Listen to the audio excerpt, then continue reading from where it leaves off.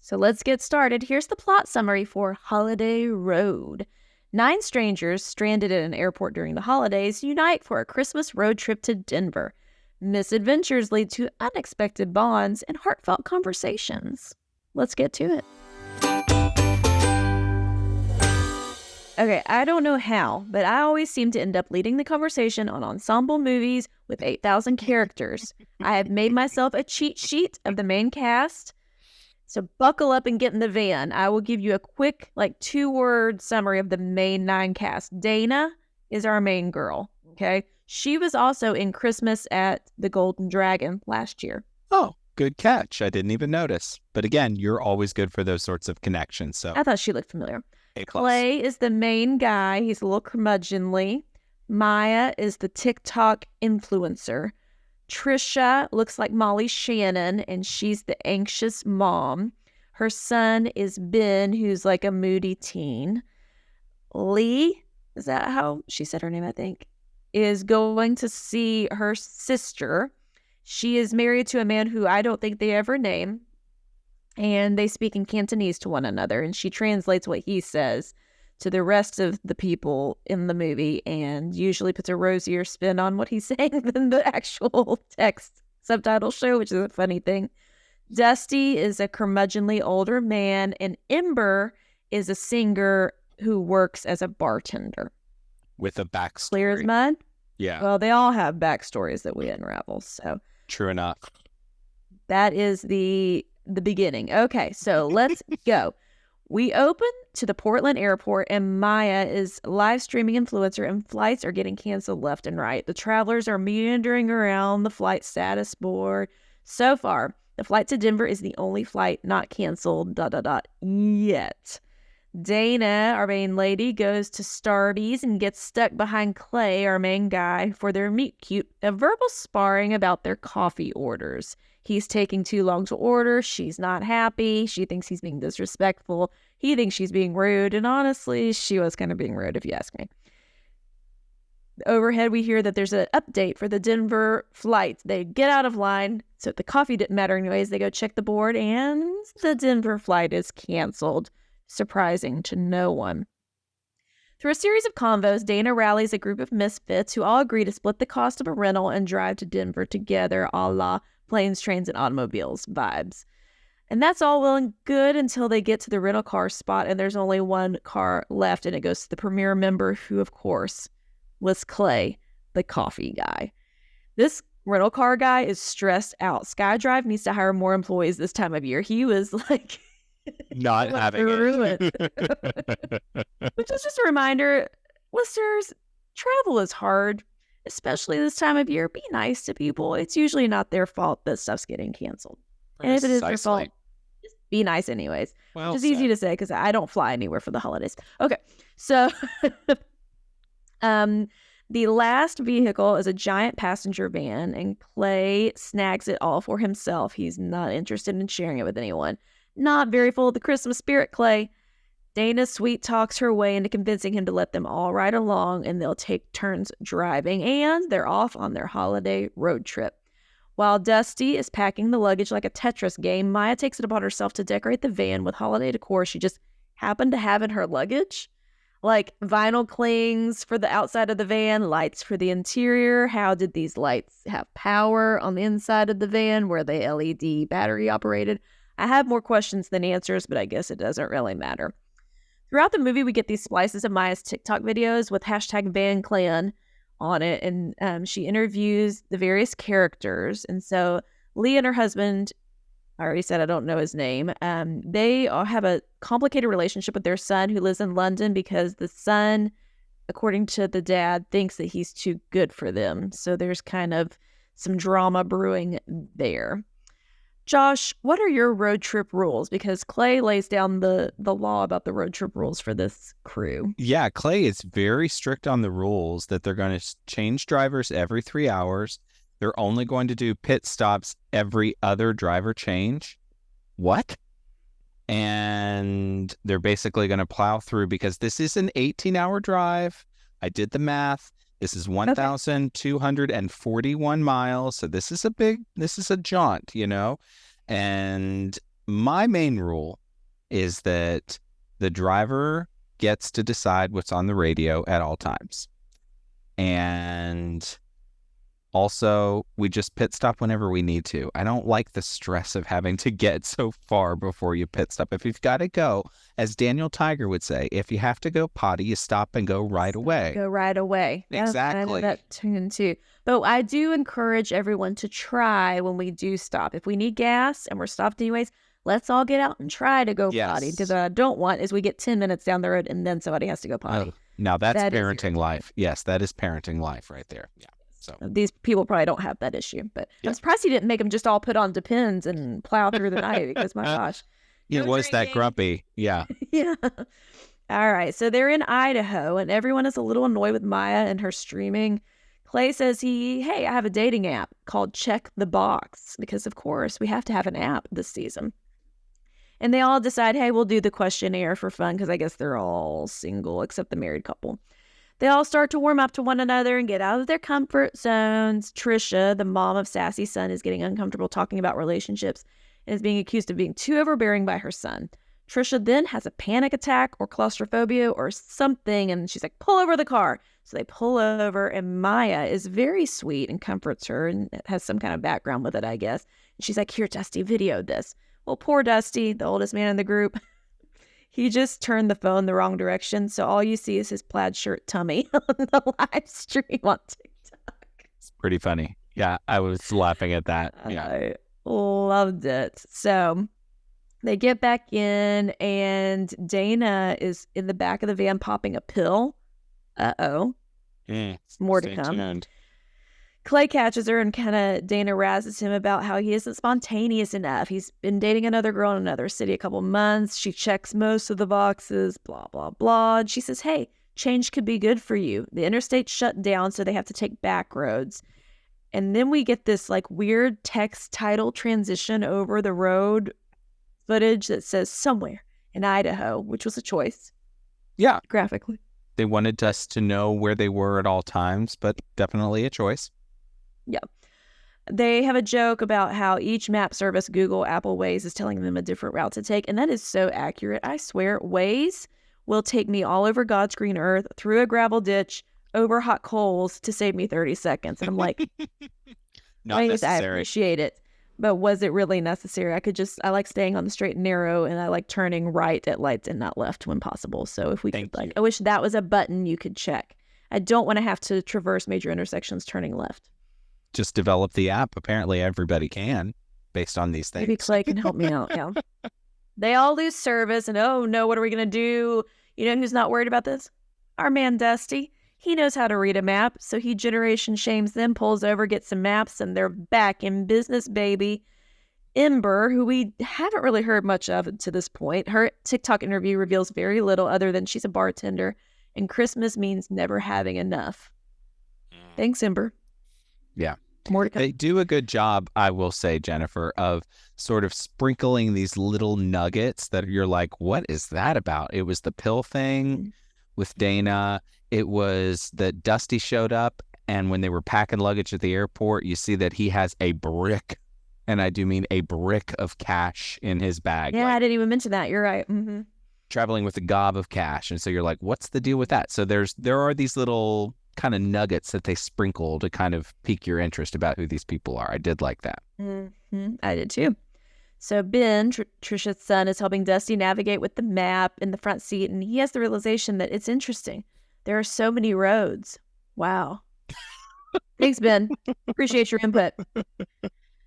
They all chat about how nice it is to be unglued from their phones, blah, blah, blah. And Trisha is salty that her claustrophobia moment was on TikTok. Lee has a karaoke machine with her, of course, and so her and her husband do a rousing rendition of Jingle Bells with dance moves, glasses, strobe lights, and singing in Cantonese in the van, and it's a crowd pleaser. Again, a choice, because it seemed a little bit, I'm just going to say it. Is it racist of them to have the couple from Hong Kong with a karaoke machine at the ready to really spark that in the van. I don't know. It just I felt don't know. it Yeah. felt a little it felt a little cliche in a way that was maybe slightly cringy for me, but it was a funny moment nonetheless. It felt more like an outtake that Hallmark would have Yes. put on their TikTok Yes. and their socials than incorporated in the full movie. But all right, I guess that was mainly a line to get to. It's Ember's turn to sing, and she goes a cappella and sings Amazing Grace and chokes up through it. Everybody's emotional. Not really a Christmas song, but about Jesus. Okay. So it's very moving. She even sings the second verse, which I gotta tell you, I don't really know. It's a long song. She gets emotional. So does Dusty. And when Dusty gets emotional, Jennifer here gets emotional. She gets a standing ovation in the van. So Ember definitely has some more layers to her that we haven't uncovered yet. They stop at a diner. Yeah. They stop at a diner and they're approached by a couple who's following along on TikTok. And the husband also suffers from claustrophobia. So Trisha's like, okay, maybe it's not so bad. It's out there. Ember tells Dusty that during her divorce, the courts declared an aspiring singer, which she was at the time, couldn't care for the child financially. So that's why she's on her way to Denver to visit her daughter. Dusty says he grew up poor and they both have grit. And I don't know, was Dusty maybe, I bet he was a cowboy at some point in his life. He just Had seems to have like been. Had to have been. he worked on a ranch at least. Something like that. He's a man of He's a man of few words, but apparently really wealthy. So he's one of these just sort of like tough guys, who just has it going on, but you would never know. Yeah. Dusty can do no wrong is what I wrote. So I'm a full-on Dusty stan, in case you're wondering. Clay goes out to the van and Dana is rifling through her bag looking for something. He's like, are you okay? She's like, no, it's fine. I think I lost something at the airport. Ooh. Okay. We learn Dana's a travel writer and loves adventure. She thinks she lost some of her medication in Denver. I already said that. Okay. So Dana and Clay have a heart-to-heart about past relationships. Trisha, the mom, is flipping through a photo album with old printed photos. And I was like, why are we printed photos? What are we doing? But it's baby photos of her son. And then she has to get out of the van again. She has another episode. It's at this point that the van crew realizes that they have been heading the wrong way and are lost in Utah. Whoops. Dana says, hey, let's take a shortcut and go off-roading. If it's a road on the map, that means it's a road in real life. Well, it's off-roading for sure. Ben, the son, gets car sick. The van bottoms out. The tow truck and taxi get him to a charming small town because it's Hallmark we're dealing with. They land in Greenfield, the town, and it has elf games on Christmas Eve. How convenient. Maya declares this is Brill, which is an abbreviation my old lady self had not heard before. Had you? I had heard of Brills before, but when she said it, I was like, okay.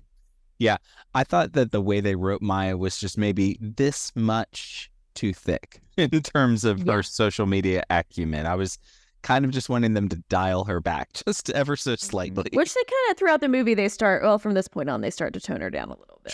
True. I wrote, at this point, it's halfway through the movie, and I've taken enough notes for a high school book report. Because there's so much going on with so many characters.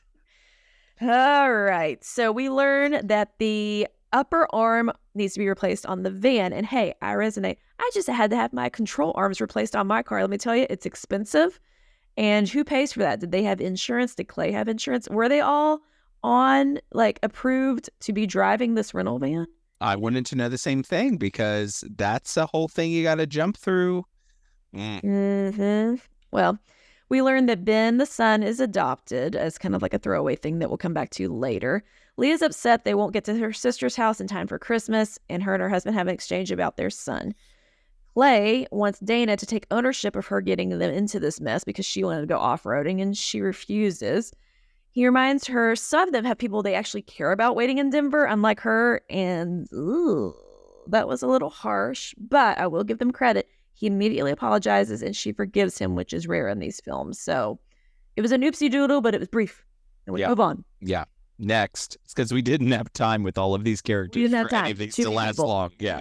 No, yada, yada. So we then see Dana and Clay go to a Christmas tree decorating class, I guess. And their tree looks like hot garbage. It is not a Balsam Hill creation.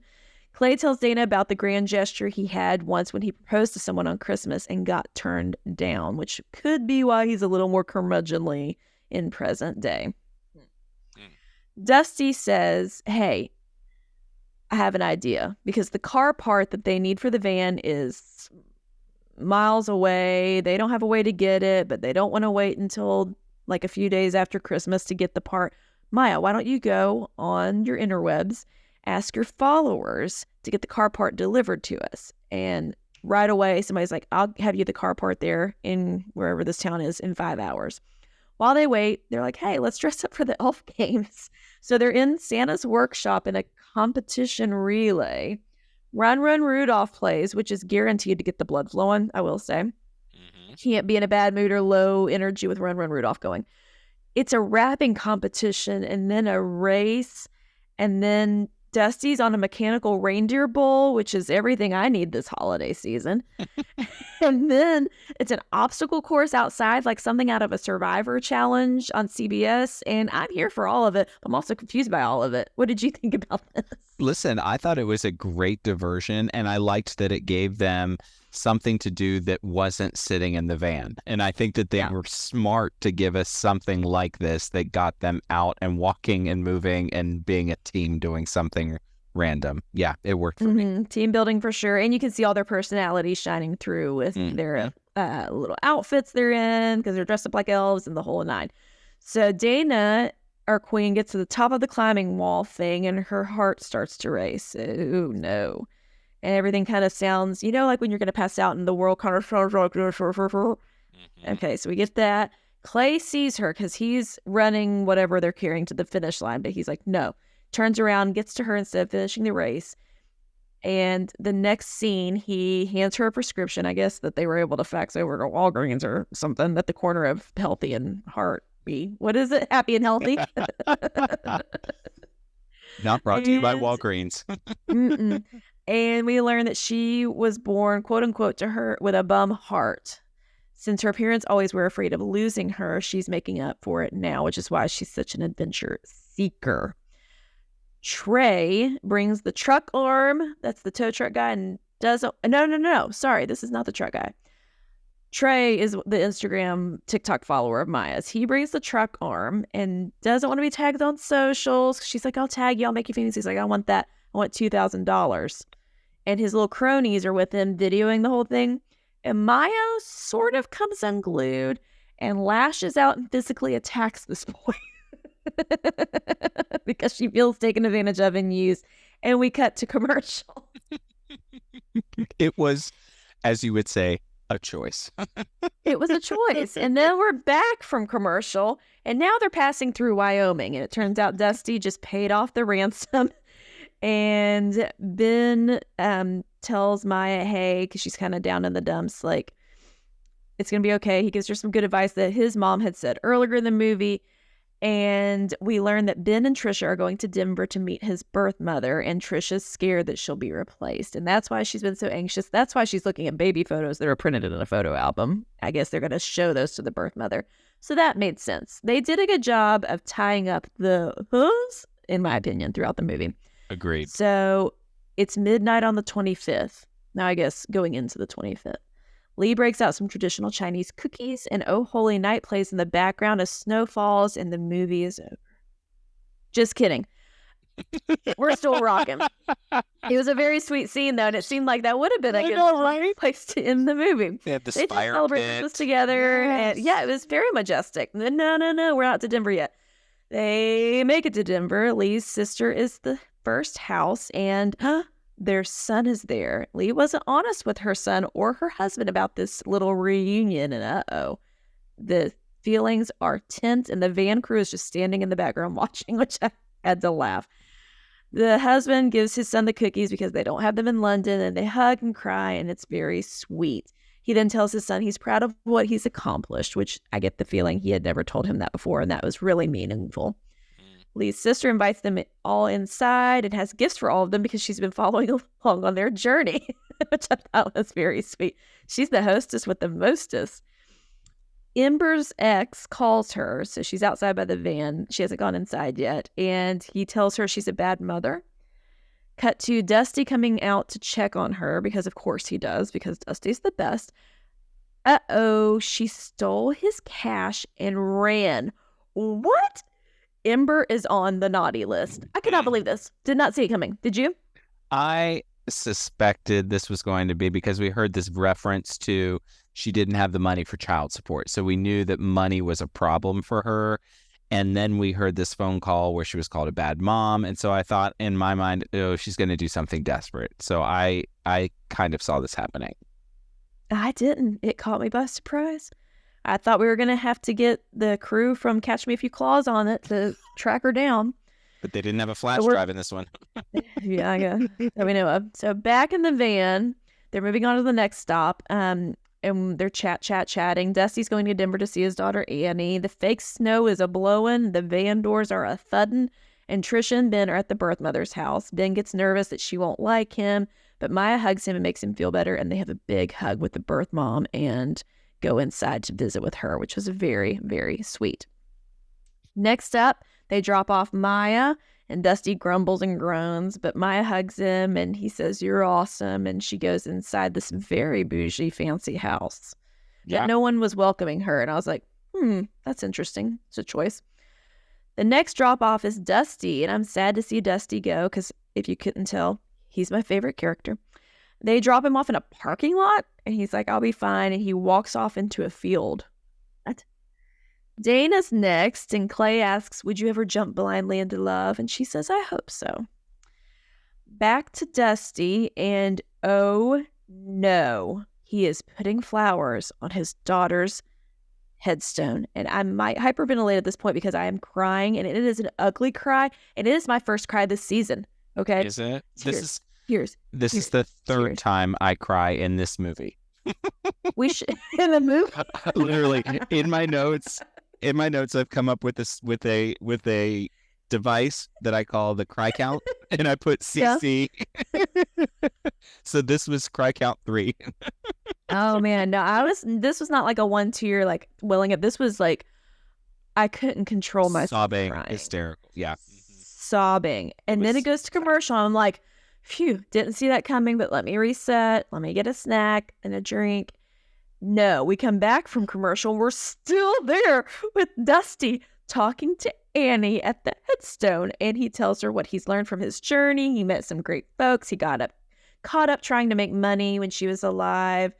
He didn't realize all she wanted was him the whole time. Still crying. Can't control it. Then Ember emerges in the cemetery with her daughter Grace. And I wrote, "What is happening? I can't even see the movie through my tears." And that's why Ember was singing Amazing Grace and got so choked up, because her daughter's name is Grace. Okay, I see it. She figured out where Dusty was and gives him all the money back. She says, "I just wanted to prove to my ex that I could provide." And it worked because she got to, visit with Grace during the holiday. Dusty says it's too late for him as a father, but it's not too late for her. He gives her the money to start a new life in Denver. And it is like Josh said, a wad of cash. How much money do you even think that was? So much money. So much money. Yeah. He encourages her to start singing again, and she says she will if he comes to watch. And Dusty and Grace get into a snowball fight. I can't, my eyes are broken at this point. There's just water everywhere. I can't control it. Not enough Kleenex in the world. Maya posts on TikTok that she's by herself in her bougie house. Her parents are stuck in New York City, and she's, as she speaks about what she learned in their trip, we see a montage of how everyone is spending their day. Clay, then we see his current girlfriend in the background, and then the next time we see him, he's in a chopper flying to Dana, who's about to jump off something, ski down a mountain, do something high up. Based on the look of this, it looked like she was about to jump off of some sort of green screen mountain situation. But how does one jump off a mountain? It was bad CGI for what it's worth. It was really bad. He gives her an ornament and says he wants to jump with her. And I wrote, how much money does that app make? My gosh. She tree hugs Clay, and it's terrible CGI, as we said, but I guess they're cute. Maya's by herself, and the doorbell chimes. and the Van clan is all there with casseroles and sides. And I might cry again because they come in and gather around the table for a feast. This was number 5. Oh my gosh, we're gonna circle back to all the times Josh cried. This was my second time, and my heart is so warm it may be on fire. This is Josh's cry count for this movie. How many times did you cry? Tell me. The cry count was 5 on this one. So it was the gritty version of Amazing Grace. That was number 1 when she Jingle Bell slayed it. It was number 2 when Maya reveals that she understands the shallowness of social media and pursuing that as an influencer. That was number 2. Number 3 was when Amber shows up at the cemetery with her daughter and they have that moment with Dusty. Number 4 was when he actually showed up with the helicopter and the ornament gesture. I know. At this point, I was already off the deep end emotionally. It didn't take much. I cried because it's awful to watch. It didn't take much. You were just a raw nerve at this I was ready to go. And then cry count 5 was when the doorbell rang and everybody was there. She opens the door. I was just like, oh, I was done. Okay, it is time for our Gold or Coal segment. And this is how we like to wrap up our episodes here on the podcast. Much like the wise men, Jennifer and I are each going to get to give 3 gifts here. If there's more gold in the total on this one, we're going to call it a smooth ride. More coal, it's a bumpy path. And if it's a tie, 3-3, we're just going to call it a re-Christmas. Jennifer, you are up first. I love an ensemble movie, even though I complain about having to cover them because I do get tied up with all the names. Although I think I'm going to pat myself on the back. I did an okay job with this one. But I love an ensemble movie. I really loved, like you said already, that they developed these characters. They were all likable in some way, but they weren't perfect by any means. They all were rough around the edges. They had their backstory. They had layers. And I think they developed them all to a certain level where I was invested in all of them. Last year with Christmas of the Golden Dragon, I think they spread themselves a little thin, and there was too much going on, I think was our critique last year, that it was hard to really care about any of them because it was just too many people. This had the benefit of they were all in a car together, so they physically were interacting with each other more. Maybe that helped, but I thought it was great. I'm going to give it gold.